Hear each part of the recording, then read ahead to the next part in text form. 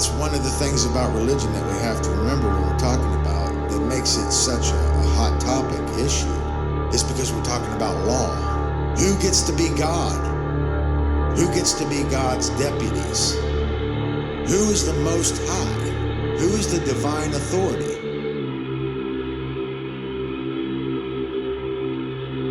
It's all about the claim to the Most High. The only way that somebody can be higher than us is if we give away our power. Because there's nobody, we're all equal. But we're not equal in our knowledge, so ultimately I think it does have to be a hierarchy, but it has to be a cooperative hierarchy like a bee colony. It's about what our value system is, what we care about.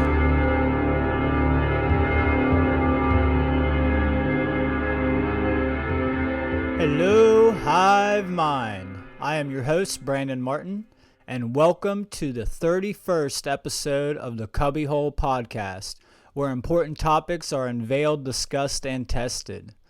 Today is November 18th, 2020, and please make sure to check out all of our previous content and presentations on our website, which is cubbywhole.com. That's cubbywhole.com. So today, I will be continuing off with the list of methods of manipulation. We are going to be starting from food and medicine and working through the illusion of time and then the D.H.R factor. So I left off on the last show, which was episode 29, on food and medicine and how we are being warred against with our food and our medical system. It is very nice to see that so many people are taking an interest in their own well-being, that being mentally and physically, when it comes to what they are putting into their own body. Because we do have to recognize that it's not just the control of the mass media that is a big issue. Mind control works on multiple levels, and one way it works is by weakening the immune system by putting in poisons and toxins into our bodies, which affect how our minds process information. It affects how our body creates the proper chemicals that are needed to have healthy emotions and have healthy behavior. So it directly is correlated to how our brains are functioning either in a healthy manner or in a disease manner. And that word disease, if we break it down, it is dis-ease, to not be at ease. So our body is in chaos. It is not at ease because we are putting it through stress and trauma by constantly overloading our system with GMOs, pesticides, hormone-enhanced meats, and all kinds of other toxic foods that we have out on the market, which is detrimental to the overall strength that an individual needs to stay in a healthy modality of self-defense against the current tyranny that we are facing. The food tyranny, the medical tyranny, the information tyranny.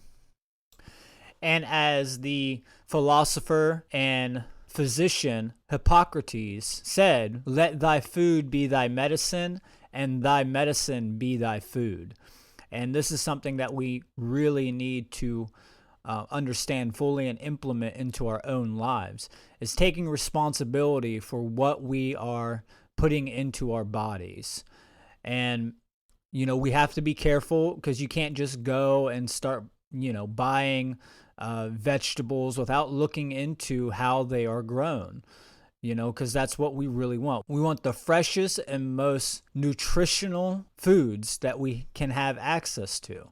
And that means that we need to stay away from processed foods, things that are coming out of the fast food industry, and just this overall corrupt production system that we have on the market. So we do need to be careful and consciously recognize that you could go eat all the vegetables you want, but if they're not grown organically, if they're not being grown with the lack of toxic pesticides and things like this, then it's going to affect us negatively. So one of the biggest issues that we do have is that we see people are having a major influx in chemical imbalances in the brain, which causes the body to be under stress, and vice versa. So if we put the body in stress, then the chemical imbalances in the brain also become worse. So this is all about weakening the immune system so that we can weaken the defense system mentally. They want the mind of the individual to be weakened to such a state that they can be easily manipulated and easily controlled from a mass level of information propaganda. A really great book that I did briefly mention was A Brave New World by Aldous Huxley. Now, I didn't really break this down at all, but I'm going to give a little brief example of this. This is only part of how they are utilizing these techniques in the modern day. So, Huxley's Brave New World, which was from 1932, is all about a dystopian society that is not controlled by fear, but rendered docile by false happiness. Now, that's really important because I think that that's what we have a lot of right now. Yeah, there's also the component of being controlled by fear, but a lot of people, I see this in the majority more so, is that they're controlled by false happiness. Now, what is false happiness? How can we distinguish the difference between real happiness and false happiness? Because as we know, people can be happy doing the most violent behaviors to other people. With a condition of psychopathy, we know that a psychopathic individual may or may not, it is true that they may not also experience this, but for the most part, they experience pleasure from what they are doing. So when we look at the idea of the pursuit for happiness, we need to understand that that terminology is very ambiguous, and it can lead us into a moral relativistic mindset where as long as you're getting yours and you are happy, it doesn't matter what you do upon other people. This is what I would define as false happiness, because it is a selfish happiness. It's not holistic happiness. Let's use that. We're going to call true happiness holistic happiness, where we do not violate other individuals to gain our pleasure, to gain our sense of happiness. And this is one of the biggest issues that we see going on. So what I'm saying here is that the false happiness, which I would refer to as hedonism, it's the perversion of true happiness. It's where we are completely egoally attached and obsessed with doing things that bring us our pleasure chemicals from our brain that makes us feel good, being that of endorphins or dopamine or oxytocin. These would be the three primary chemicals that we are getting when we are adding a metric of what happiness really is. And the occult ruling class that seek to make sure that we remain docile while they usurp our liberties know exactly how to make sure that these pleasure chemicals are activated in our brain. And if our brain is malfunctioning, then obviously these chemicals can be produced from an experience where it would not normally produce these chemicals, giving us a false sense of happiness. For example, somebody might be masochistic and they may get off on actually hurting themselves. This is also known as a cutter, a person who goes out and cuts themselves and receives pleasure from causing harm onto their own physical body. So we do need to be very cautious about what we think we're allowed to do for the ends of happiness. If our means are not fully justified, then the ends are not justified whatsoever. So in A Brave New World, the mantra of the society is summed up as everybody's happy now, so slavery is just fine. And we see this so prevalent in today's society. Everybody is just fine to conform with the trends and the normality of this violent state of existence that we are currently living in. So, the Society of a Brave New World combines two central modes of control. First, widespread use of pleasure-inducing pharmaceuticals. Now, this is something we are currently seeing and have been seeing for a long period of time. We are under a pharmaceutical, biological war. And this is really the war of consciousness, because this is all about controlling the mind. This is all about making sure that we are dumbed down or weakened so that we are easily hypnotized or manipulated. In A Brave New World, this primary substance that they use is soma. Now, there are many allegories about this. One of my favorite is Equilibrium, which is an amazing Freemasonic movie that we will be breaking down in the future.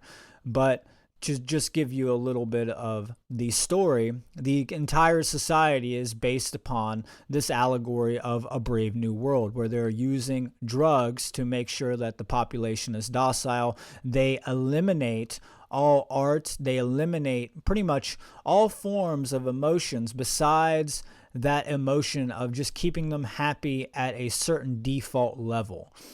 And this is kind of what we're seeing now. This is, you can be happy and not be creative. You can be happy and be in that left brain lockdown mentality, that left brain imbalance.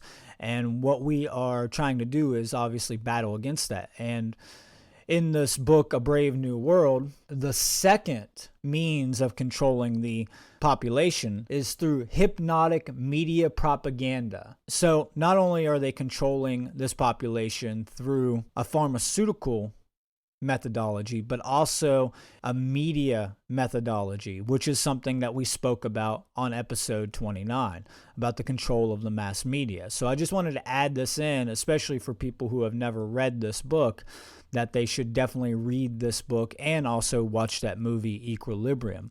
Now, there's a few other shows that I've run across that give a good example of this. One of my favorites is Doctor Who. On one of the episodes, there's an entire society that's based off of pharmaceutical control, in which you can go down to these lower levels, and you can go to your pharmacist and get these substances very easily. And it just makes everybody accept this complete dystopia that they're living in. And it's interesting because the dystopia could be very slick and very clean and very organized, right? It could look and function exactly the way it should be. It doesn't have to be trash in the streets and, all this crime taking place. It could be ostensibly a utopia, being it looks like it's a well-functioning society, but when you start to dig deeper into the mechanics and into the emotional states of that society, especially when it comes to the behaviors being produced by the individuals and how much control is in that society, we see that it's not this glamorous utopia that we think of it as. Often dystopia is confused with utopia, and we find this in all kinds of stories, and I see it today. A lot of people think that this is the most perfect system that has ever existed. Democracy, the savior of all man, right? This idea that authority is always here to save all of us from all of our issues that we are facing. And this is part of the problem. I mean, authority is a disease masquerading as its own cure. It wants to convince you that it will cure itself as long as you believe in it and constantly conform and obey it. So Aldous Huxley said, a really efficient totalitarian state would be one in which the all-powerful executive political bosses and their army managers control a population of slaves who do not have to be coerced because they love their servitude. Now, this is what I'm talking about. Convincing the individual to love his servitude. That's what this is all about. And one way they do this is through pharmaceutical warfare, and they also do it through the foods that we are ingesting into our body. So food and medicine is one of the heavy hitters when it comes to the control of a society. If you can control the means of production and distribution, that's one means of control over that society, to create slaves. Another thing to control is how those things are being produced, what they are being produced with, and how they affect the body and how they affect the behaviors of the individuals. A highly informative documentary that I would recommend is called Generation RX. So I would recommend that you go and watch this film. It is about pharmaceutical control. Another documentary that I would recommend is Forks Over Knives. Now, warning, this film could save your life if you actually take the information and utilize it. One more that I could say is pretty crucial to what we're talking about is The Magic Pill. So these all pertain to the subject of control through food and medicine. There's plenty of documentaries out there that people can look into, but those are the ones that I would recommend. There's a few more that I'll give in the future because we will be opening food and health up in a discussion between me and Nate, I'm sure, in the future. But what I'm pretty much saying here is that we have a very technical and highly adaptive way of keeping people at a specific level of consciousness for a specific agenda.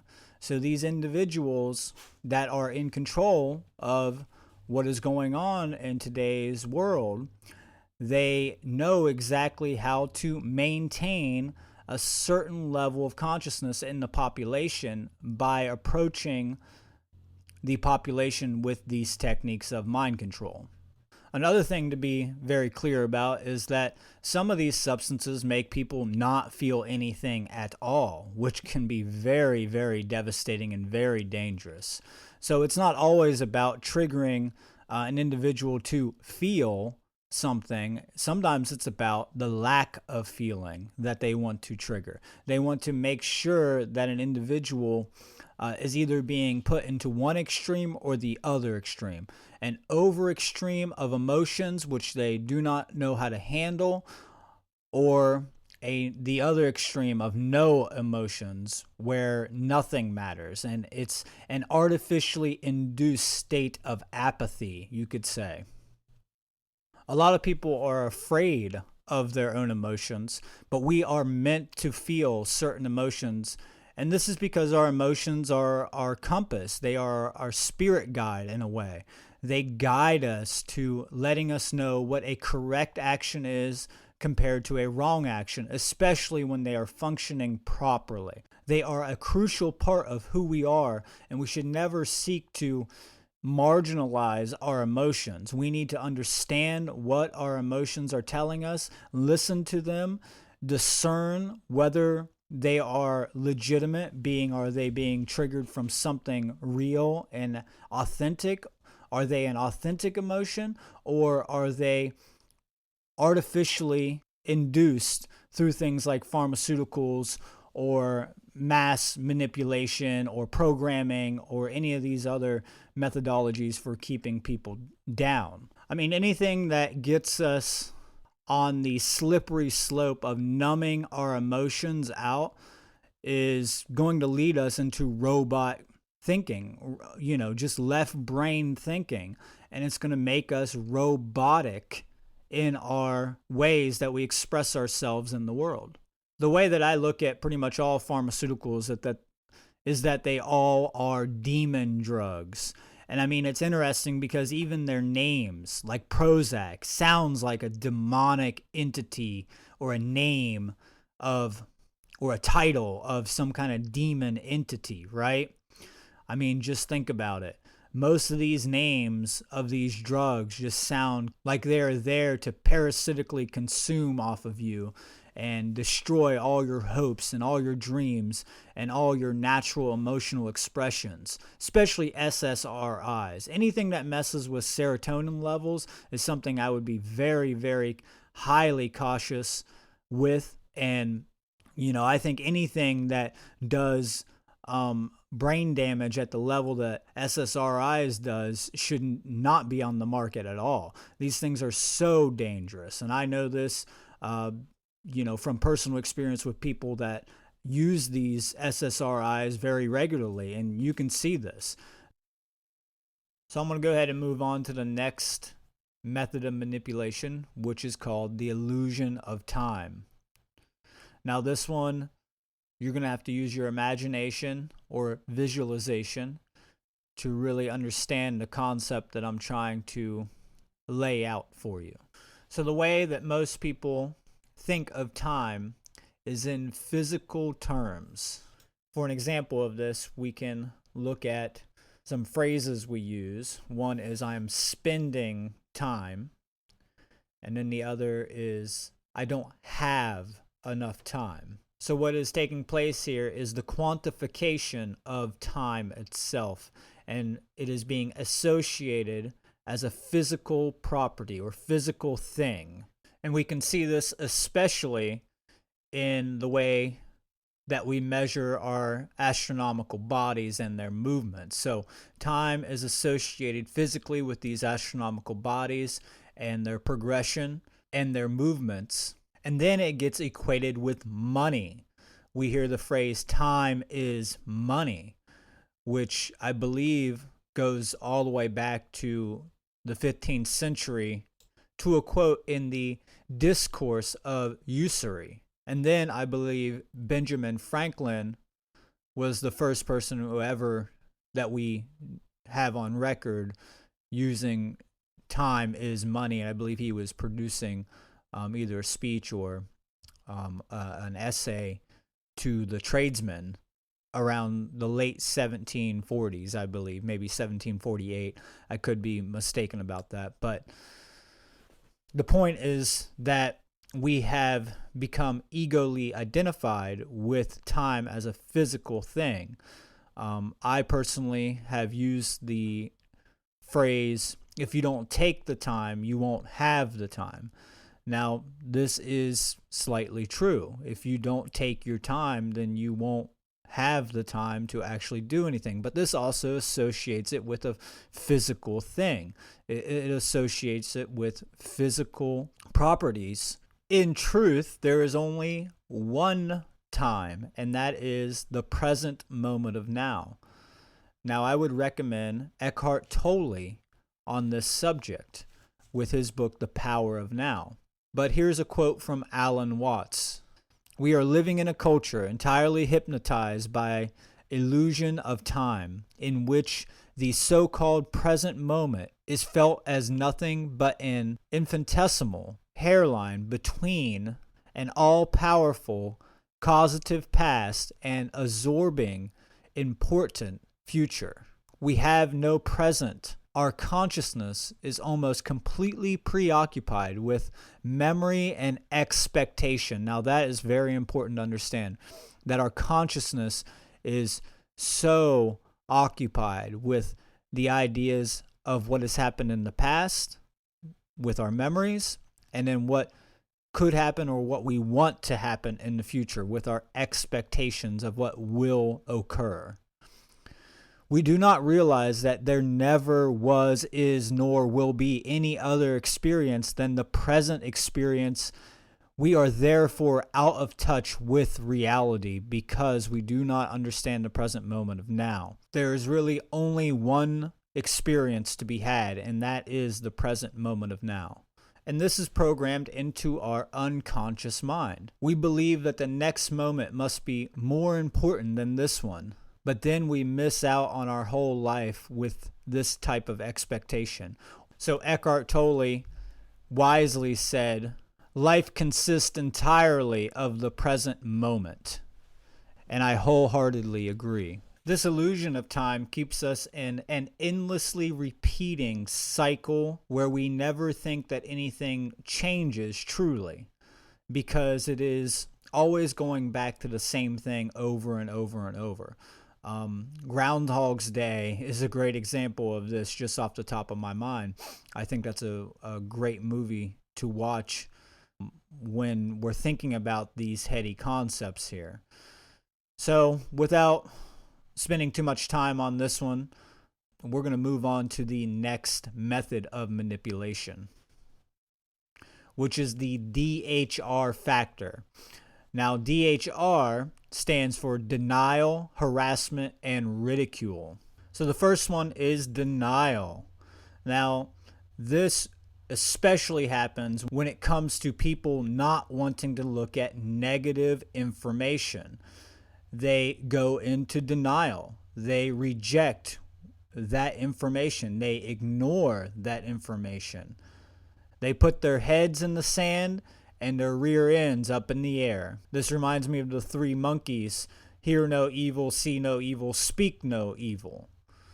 And definitely very heavily amplified in the New Age communities and movement, where any kind of negative information about what's going on in our society is pushed to the side because all they want to do is feel good. So just go back to what I was talking about when it comes to happiness and hedonism.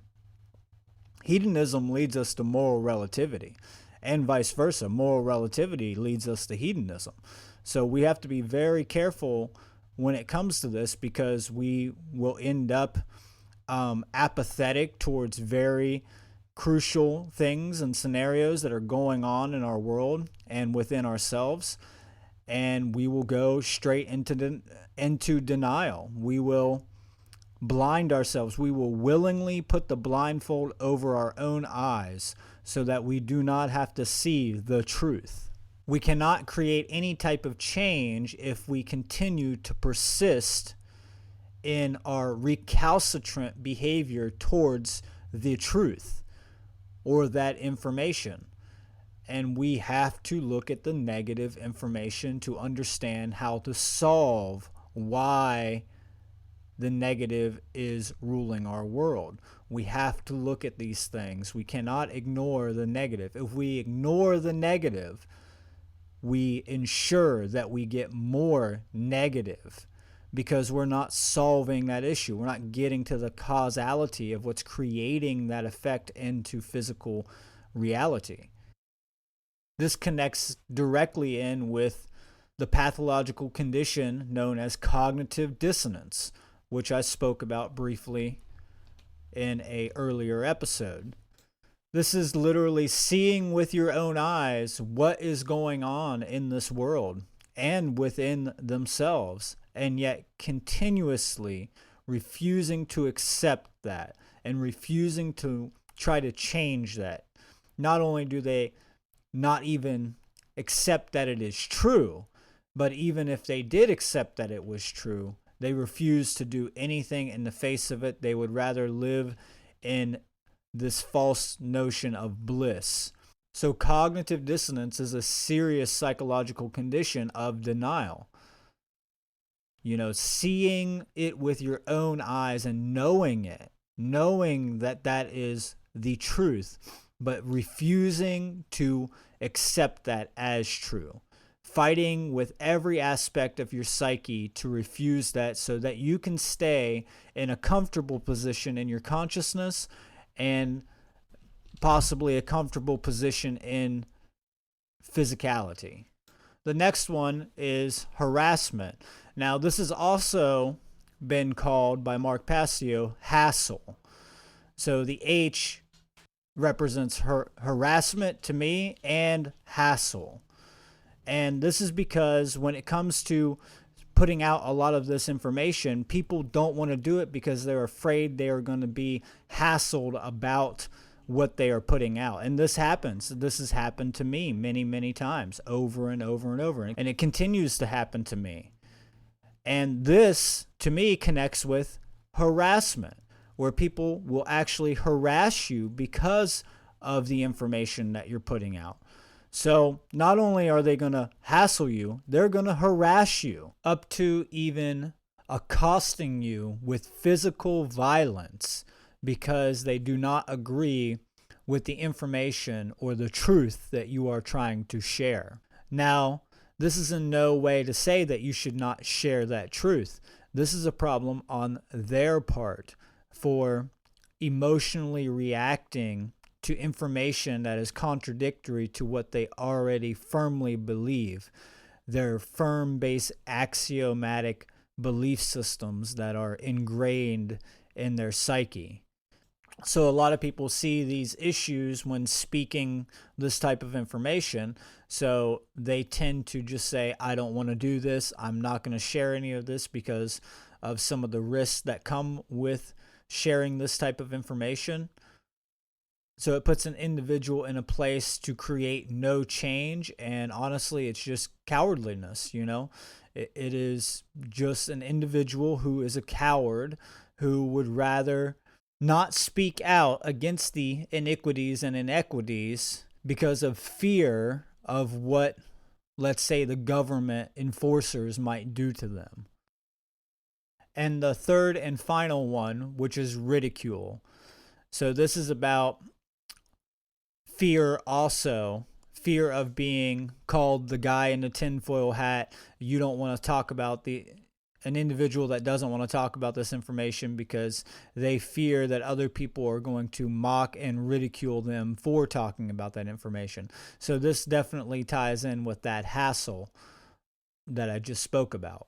A lot of people don't want to speak about these things because they think not a lot of people will understand, or not a lot of people will know about this information, or know, or be even able to comprehend the information that is being shared. So they'll be looked at as crazy or someone who doesn't fall into their normal perception box of how an individual should behave in society. They're going to be ridiculed for being a conspiracy theorist. They're going to be ridiculed for speaking about the occult. They're going to be ridiculed for speaking about esoteric knowledge. And since that ridicule triggers their own undealt with emotions, then the individual trying to share that information, or who won't share that information in that situation, they either stop saying that because they haven't dealt with those emotions that get triggered when other people start to ridicule them because of them sharing information that contradicts what another person believes, or they don't even try, which is even worse than starting and stopping, because at least if you tried, you gave it a shot, you just failed. You reverted back into a lower level of consciousness, which keeps you in your comfort zone because you're too scared to actually deal with what other people say about you. This all comes down to self-esteem, a person's self-esteem, and how much they really care about themselves and know their own value. Because whenever we allow the words of other people to affect us at this level, then we are allowing them to control our emotions. We are allowing them to control our behaviors because of what they are saying. This is what a bully does a lot of the times. He or she will seek to manipulate somebody into a certain type of behavior by triggering their emotions, from which then he's pretty much already won because he has you at a disadvantage psychologically by manipulating you into doing something that you possibly, most likely, would not perform. Now, this doesn't mean that you should never enact self-defense, but this does mean to understand, to compose yourself in the face of what other people are saying.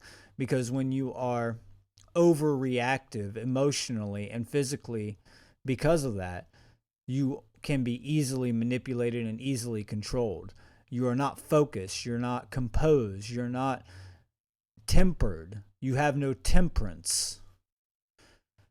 So people fear what other people think of them. And since they fear what other people think of them, they also fear whether they're going to be accepted because of what they're saying. And if they're not accepted, then this triggers those primal fears that I was speaking about in previous episodes. The fear of abandonment, the fear of being alone, the fear of darkness, the fear of unknowingness, and the fear of chaos, right? The fear of chaos is the fear of true freedom. We cannot fear the possibility of chaos manifesting. Otherwise, we are, again, at a disadvantage. I mean, this is how the dark occult gets us to police ourselves. Self-censorship. That's what this is really about. Self-censorship. To get people to not speak the truth and to not live through that, through their own actions and their own lives.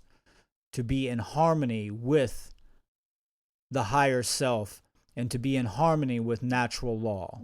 So if we fall prey to the denial-hassle-ridicule factor, then we're not going to actually be in a place to create real change, to be in a place to shift what is manifesting in reality into a better direction. Okay, guys, so that is all I have time for on this episode. On the next episode, we will be getting into the three big boys: religion, subversive symbolism, and chaos sorcery. So make sure to keep your eyes open for that next episode because it's going to be a doozy. I hope that you found clarity and value in this show's information today. And you can find more of our shows, presentations, and current updates of our news at the Cubbywhole website. That's CUBBYWHOLE.com. Also, please make sure to keep your notifications set for future shows as we go further into mind control and other topics that we have planned for future content. New shows come out every Monday at 6 p.m. Pacific time and every Friday at 12 p.m. Pacific time. Stay tuned for more. Thank you and keep transcending dogma.